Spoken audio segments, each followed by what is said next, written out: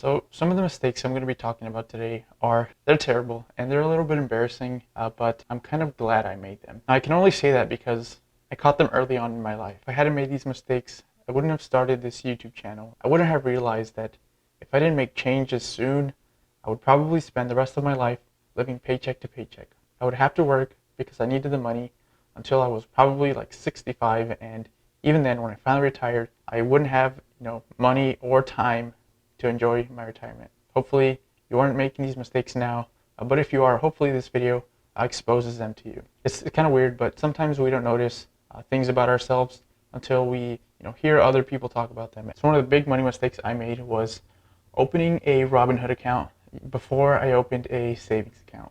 I didn't just stop at opening the account. I started investing in there. I had no idea what I was doing, but I was investing in individual stocks, and I convinced myself that that Robinhood account was my savings account. I told you guys some of these mistakes are terrible. So I am up like 130% since I started, but it could have easily gone the other way. Talking about this mistake brings me to mistake number 2, which is not having a savings account. For the longest time, all I had was a checking account, and if it was above like $50, I was good. When you're a teenager, that's not terrible. I mean, it's not great, but it's not the end of the world either. I started working at the age of 16, and I didn't open my first savings account until I was 21 and a half. This really sucked when I had to take out a student loan because the security guard company I was working for at the time just stopped paying its employees. That's a story for another video. Let me know if you want to hear about that. This was terrible timing for me. I mean, it's never a good time to not be paid, but it's terrible because I didn't have a savings account and I didn't have money coming in. So 2 months before I had to pay for school,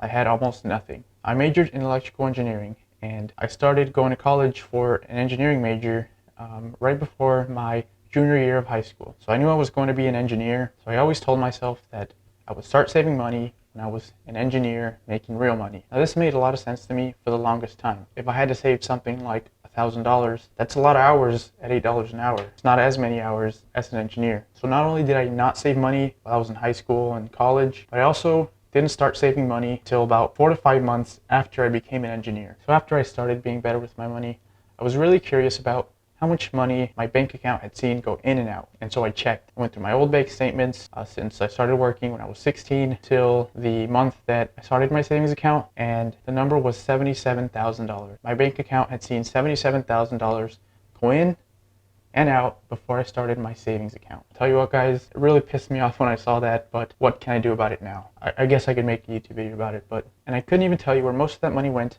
because of mistake number 3. I didn't track my expenses or budget. Because I didn't do this, it took me a long time to realize that I was the reason I didn't have enough money. Sure, I may have only been making $8 to $9 an hour, but if I had taken the time to budget, I would have been better with my money, and I probably wouldn't have had to work as much as I did. Now, I can tell you where some of the money I spent went, and that is because of mistake number 4, which was getting a lift kit and mud tires for my truck. The total between the two was somewhere between $3,500 and $4,000. So I was making about $8 to $9 an hour as a security guard and at a job I had at my school, and so that cost me over 430 hours of work. That was only the cost up front. I'll explain what I mean in a bit. At one point, I was working over 40 hours a week between 2 jobs while I was a full-time engineering student in college. That upfront cost wasn't the only cost of having the lift kit and the mud tires. Now I have to pay extra in gas. Now when my mud tires wear out, I'll have to either get mud tires or all-terrain tires, or else it'll just look stupid. Maybe I won't have to, but I probably will. I graduated with about $4,000 in student loans, which was about the cost of my lift kit and mud tires. The worst part is,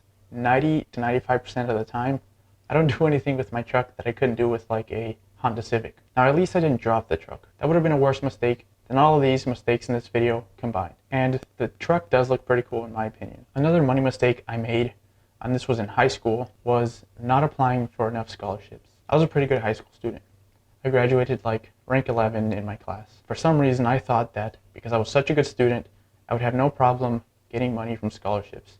And for some reason, I didn't apply to many of them. Guys, even if you're a great student, if you don't apply for scholarships, you're not going to get much money. Another mistake I made was not opening a Roth IRA. A Roth IRA is a retirement account that you contribute after tax income. It's already taxed, so when you take it out in retirement, it's not taxed. Now, there is more to it than that, but I'm not going to go into it in this video.